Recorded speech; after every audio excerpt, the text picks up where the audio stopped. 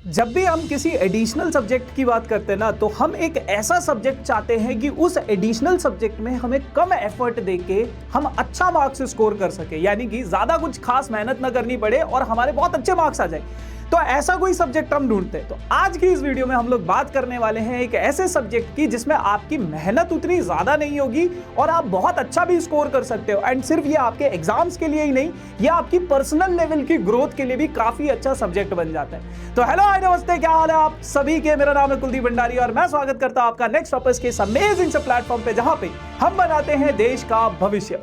तो यार, आज की इस वीडियो में हम लोग बात करने वाले हैं physical education as an optional subject की, किसके क्या क्या फायदे होते हैं और क्यों आपको ऑप्शनल सब्जेक्ट में फिजिकल एजुकेशन को ऑप्ट करना चाहिए। तो सबसे पहले कुछ पॉइंटर्स डिस्कस कर लेते हैं, इस सब्जेक्ट की वेटेज को समझ लेते हैं कि क्या है, कितना डिस्ट्रीब्यूटेड है, प्रैक्टिकल के मार्क्स कितने, थ्योरी के मार्क्स कितने, सारी चीजें समझ लेते हैं। तो फिजिकल एजुकेशन की अगर मैं बात करूं तो फिजिकल एजुकेशन आपके पास 100 मार्क्स का पूरा पेपर रहता है, बाकी सब्जेक्ट्स की तरह। 30 मार्क्स इस सब्जेक्ट के बेटा प्रैक्टिकल के होते हैं। प्रैक्टिकल बहुत सिंपल होता है, आपका फिजिकल फिटनेस उसमें जनरली देखा जाता है, किताबों में इसी तरीके से बोला गया है कि इसका प्रैक्टिकल मतलब जो भी गेम्स वगैरह, जो भी गेम्स आप खेलते हो, जिस भी स्पोर्ट्स में या फिर जिस भी योगा में अगर कोई बच्चा है तो उस बेसिस पे आपका प्रैक्टिकल होता है। बाकी अगर यार आप लोगों को भी पता है, टीचर के साथ अगर आपका अच्छा खासा बॉन्ड बना हुआ है, फिजिकल एजुकेशन के टीचर्स के साथ जनरली बन जाता है, तो वो आपको पूरे के पूरे मार्क्स भी दे देते हैं। और इस सब्जेक्ट के प्रैक्टिकल में पूरे मार्क्स मिलने के बहुत ज्यादा चांसेस हो जाते हैं। ठीक है, तो 30 मार्क्स तो इसके डायरेक्ट प्रैक्टिकल के होते हैं, वहां पे आप अच्छा खासा स्कोर कर सकते हो। बाकी बचे जो 70 मार्क्स का आपका पेपर होता है, उसके बारे में अगर हम डिस्कस करें, जो आपका थ्योरेटिकल पोर्शन रह जाता है, तो उस थ्योरेटिकल पोर्शन में भी कुछ ऐसी खास चीजें, मतलब बहुत डिफिकल्ट चीजें नहीं है, कुछ ऐसा रॉकेट साइंस नहीं है। बहुत सिंपल से बेसिक लेवल पे चीजें हैं, जैसे योगा के बारे में पूछ लिया जाता है, थोड़ी बहुत चीजें आपको पता होनी चाहिए, या फिर स्पोर्ट्स के इवेंट्स के बारे में पूछ लेते हैं, या फिर जो स्पोर्ट्स के फिक्सचर्स बनते हैं उनके बारे में पूछ लेते हैं कि फिक्सचर्स कैसे बनाए जाते हैं। तो बहुत ज्यादा टफ और कॉम्प्लिकेटेड कैलकुलेशंस नहीं है, बाकी सब्जेक्ट्स की तरह काफी इजी लेवल पे चीजें होती हैं काफी। और बहुत सारी चीजें तो ऐसी हैं जो आपको पता होंगी, जैसे ओलंपिक्स के बारे में पूछते हैं, कॉमनवेल्थ के बारे में पूछते हैं, बहुत सारे ऐसे इवेंट्स के बारे में पूछते हैं जिनको रन करवाया जाता है इंडियन गवर्नमेंट्स के द्वारा। ऐसी चीजें मतलब जैसे खेलो इंडिया या फिर इस तरीके के इवेंट्स के बारे में पूछ लेते हैं। तो ये ज्यादातर चीजें हमें ऑलरेडी पता होती है, योगा के बारे में, स्पोर्ट्स के बारे में। तो थ्योरेटिकल पोर्शन भी इस सब्जेक्ट का बहुत ज्यादा मुश्किल नहीं है। और कैलकुलेशन तो फिर खैर कुछ है ही नहीं, जैसे बाकी सब्जेक्ट्स में आपको कैलकुलेशंस भी देखने को मिलती है, तो कैलकुलेशन जैसा भी इसमें कुछ नहीं मिलता है। तो 30 मार्क्स के प्रैक्टिकल और 70 मार्क्स की थ्योरी इजीली बहुत अच्छा स्कोर करने लायक है। अब यार मैं ऐसा तो नहीं बोल सकता कि आप 100 आउट ऑफ 100 स्कोर कर लोगे बिना पढ़े तो कुछ भी नहीं हो पाएगा। थोड़ा बहुत कम समय में भी चीजें आप इजीली बैलेंस आउट कर सकते हो। अब अगर मैं बात करूं इंडिविजुअल सब्जेक्ट्स की, जैसे साइंस स्ट्रीम के बच्चे जो होते हैं उनके पास ऑलरेडी पीसीएम, पीसीबी जैसे टफ सब्जेक्ट्स रहते हैं। अब आपको एक ऑप्शनल सब्जेक्ट में या फिर एक एडिशनल सब्जेक्ट जो भी आपका रहता है, एक तो इंग्लिश रहेगा ही रहेगा। अब आप एक ऐसा सब्जेक्ट ढूंढते हो जो आपको, जिसमें मतलब क्योंकि पूरा समय आपका पीसीएम में चला जाएगा, पूरा समय आपका पीसीबी में चला जाएगा। अब आपको एक ऐसा सब्जेक्ट चाहिए जिसमें आपको ज्यादा कुछ दिमाग खर्च करने की जरूरत ना हो, बहुत ज्यादा डेप्थ डाउन जाने की जरूरत ना हो। तो वहां पे आपके लिए फिजिकल एजुकेशन एक बहुत बढ़िया ऑप्शनल सब्जेक्ट बन जाता है या एडिशनल सब्जेक्ट बन जाता है। क्यों?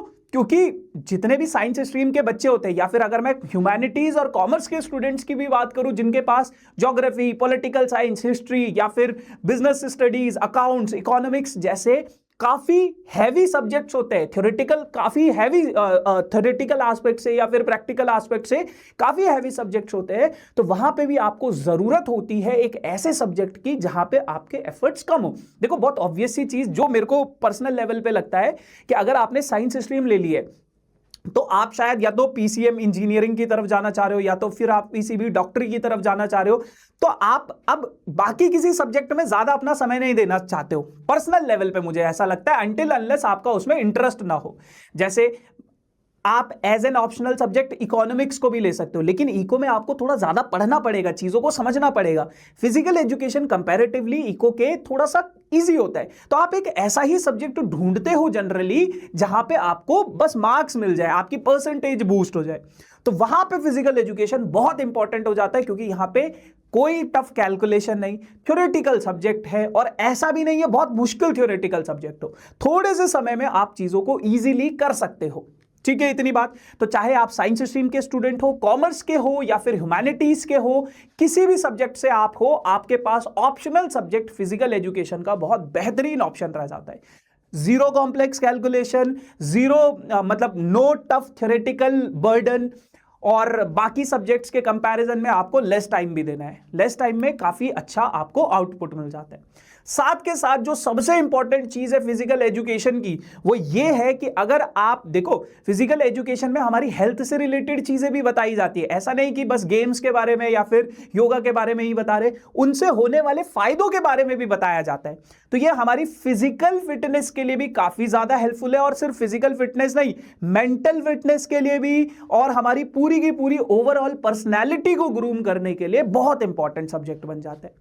फिर उसके बाद बेटा यहां पे हमें न्यूट्रिशंस के बारे में भी पता चलता है कि कौन सी चीजें ज्यादा न्यूट्रिशन वाली होती है, हाई प्रोटीन डाइट कैसे लेनी चाहिए, किस तरीके से करना चाहिए। इंजरीज के बारे में हमें पता चलता है कि कौन सी इंजरी अगर हो जाए तो उसको किस तरीके से रेक्टिफाई कर सकते हैं। योगा के बारे में हमें पता चलता है कि योगिक क्रियाओं से क्या क्या फायदे होते हैं, प्राणायाम से क्या क्या फायदे होते हैं। तो वो सारी की सारी चीजें हमें हमारी ओवरऑल हेल्थ के लिए भी काफी ज्यादा हेल्पफुल होता है। एंड अगर आप इसमें हायर लेवल पे भी जाना चाहते हो तो भी बहुत फायदेमंद का सब्जेक्ट है, क्योंकि CUET में आप इसको एज अ डोमेन सब्जेक्ट जब लोगे तो बैचलर्स इन फिजिकल एजुकेशन में आपको काफी ज्यादा हेल्प मिलेगी। योगा में अगर आप करियर बनाना चाहते हो, स्पोर्ट्स मैनेजमेंट में करियर बनाना चाहते हो, या फिर बेटा आप फिजियोलॉजी में करियर बनाना चाहते हो, तो वहां पे ये सब्जेक्ट काफी ज्यादा हेल्पफुल हो जाता है। और साथ के साथ जितने भी बच्चे स्पोर्ट्स में काफी ज्यादा एक्टिव होते हैं, अच्छे लेवल पे खेल के आते हैं, डिस्ट्रिक्ट खेल के आते हैं, स्टेट खेल के आते हैं,